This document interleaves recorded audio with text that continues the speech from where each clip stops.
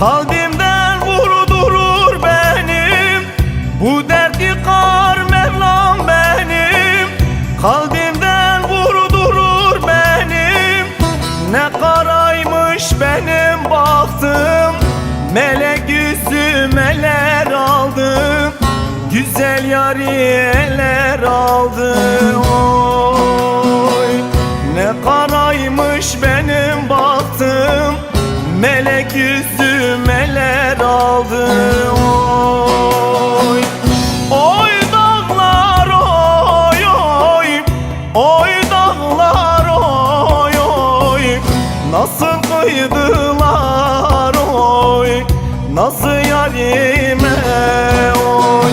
Oy gurbet oy oy, oy gurbet oy oy, elim kolum bağladın, salmadın köyüme oy.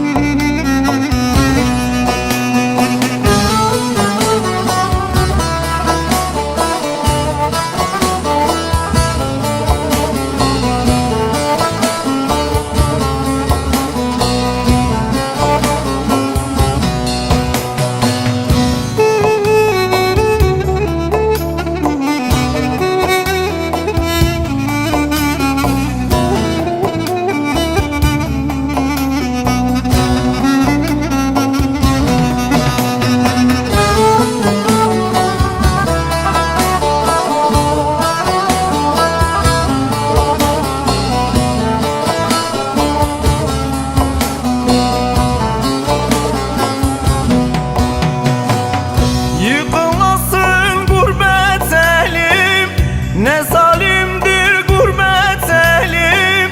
Yıkılasın gurbet elim, ne zalimdir gurbet elim. Kimi ayırır yarinden, kimi ayırır anadan, kimi ayırır bacıdan oy. Kimi ayırır bacıdan, kimi ayırır sıladan oy. Oy dağlar oy oy, oy dağlar oy oy, nasıl kıydılar oy, nasıl